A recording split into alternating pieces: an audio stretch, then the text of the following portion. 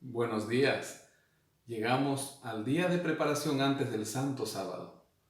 Hoy corresponde estudiar el capítulo 20 del libro de Segunda de Samuel.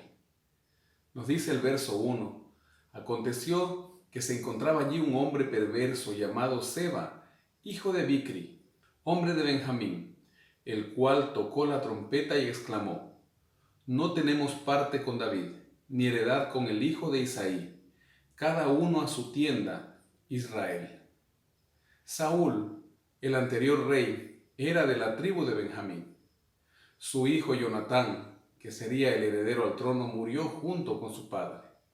Luego Isboset, uno de sus hijos, que también quiso tomar el trono, murió, y ahora la tribu de Benjamín quería recuperar el trono. Este hombre, Seba, puso al resto de las tribus de Israel en contra de David. Así, todos los hombres de Israel, dice el verso 2, que abandonaron a David para seguir a Seba, hijo de Bicri.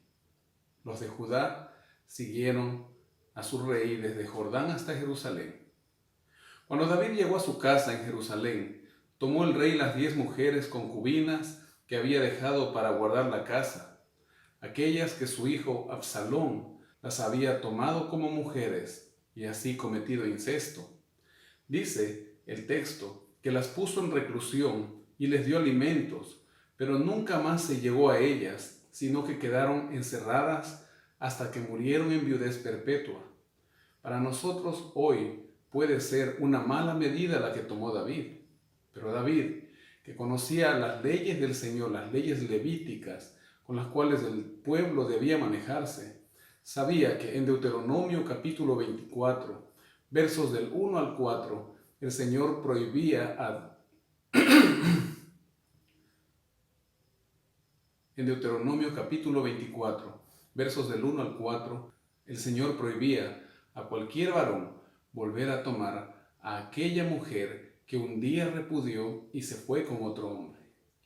En el verso 4 nos dice que el rey dijo a Amasa: Convócame a los hombres de Judá para dentro de 3 días y preséntate tú también.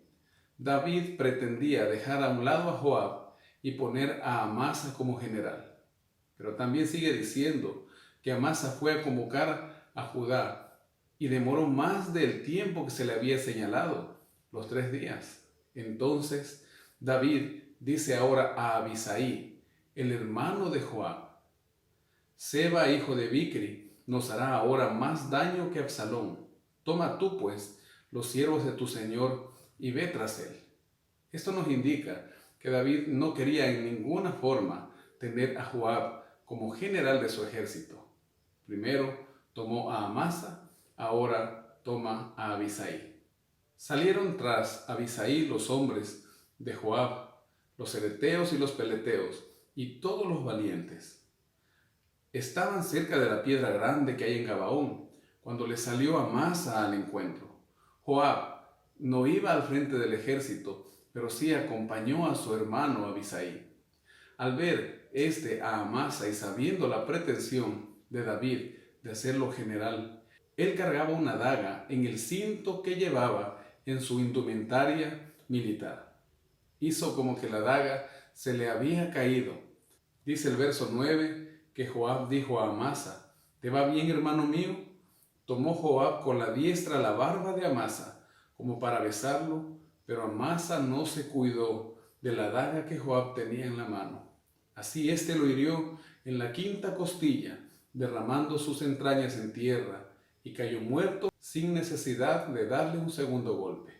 El sanguinario Joab sabía que él no podía ser rey, pero tampoco quería nunca soltar el puesto de general para estar al frente del ejército de Israel. Ahora, por segunda vez, mata a otro posible candidato a sucederlo en ese puesto. Uno de los hombres de Joab se quedó gritando junto al cuerpo del muerto: Quien quiera que ame a Joab, y a David que siga a Joab.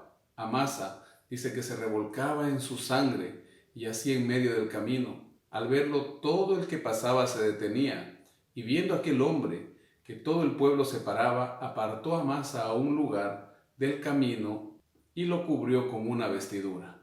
El verso 14 nos cuenta que entonces Seba, aquel que se había rebelado, viajó hacia el norte de Israel, pasando por todas las tribus hasta llegar a la ciudad de Abel. Y todos los de Barim se reunieron y lo siguieron también. Llegaron tras él y sitiaron la ciudad los hombres que iban con Abisai y con Joab. Esta ciudad era amurallada, por lo tanto levantaron un terraplén en todo alrededor del muro con el objetivo de derrumbarlo. Entonces, dice el verso 16, que una mujer sabia gritó en la ciudad: «Oíd, oíd, os ruego que digáis a Joab, ven acá, para que yo hable con él». Cuando él se acercó a ella, dijo la mujer: «¿Eres tú Joab?». «Yo soy», respondió él. «Oye las palabras de tu sierva», le dijo ella. «Te escucho», respondió él. Volvió ella a hablar y dijo: «Antiguamente solían decir, quien pregunte, que pregunte a los de Abel». La ciudad de Abel, al norte de Israel, tenía fama que su gente era muy sabia. Ahora esta mujer, que tenía sabiduría, habla con Joab, al recordarle que de esa manera se concluía cualquier asunto que tenía que ver con sabiduría.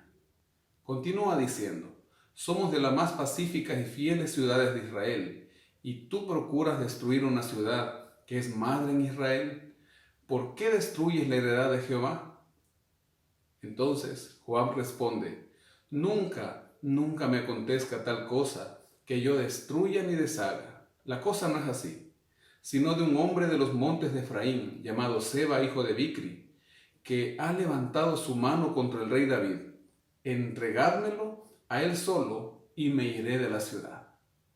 Entonces sigue contando el texto bíblico, que la mujer dice a Joab: «Su cabeza te será arrojada por encima del muro». Enseguida la mujer se dirigió a todo el pueblo con tanta sabiduría que ellos cortaron la cabeza a Seba, hijo de Bicri, y la lanzaron hacia Joab por encima del muro. Este tocó la trompeta y cada uno de los soldados regresó a su tienda. David, que tenía intentos de cambiar a Joab, dice el verso 25, que tuvo que reestructurar su gabinete después de aquella guerra civil. Así quedó Joab al mando de todo el ejército de Israel. Benaía, hijo de Joiada, al frente de los cereteos y peleteos. Adoram como jefe de los tributos, y Josafat, hijo de Ahilud, era el cronista. Seba, con B pequeña, era el escriba, y Sadoc y Abiatar los sacerdotes. Había también un sacerdote llamado Ira, el jaireo, junto a David. David sabía de las intenciones que tenía el peligroso Joab, pero no se animaba a destruirlo. Tampoco Joab se animaba a destronar a David y procurar ser el rey. Hoy nosotros podemos meditar en este capítulo. David fue cosechando muchas cosas buenas, pero también cosechó de todas sus malas decisiones. Quizás estoy hablando a un joven que está empezando a vivir. Cualquiera sea nuestra realidad, hoy el Señor puede hacer la diferencia en nuestras vidas. En los siguientes capítulos que estudiemos, nos encontraremos con cánticos maravillosos que el rey David escribió, porque a pesar de todos los problemas que vivió, nunca se apartó del Señor, y el Señor nunca se apartó de él. Que Dios te bendiga en este día, es mi deseo y mi oración.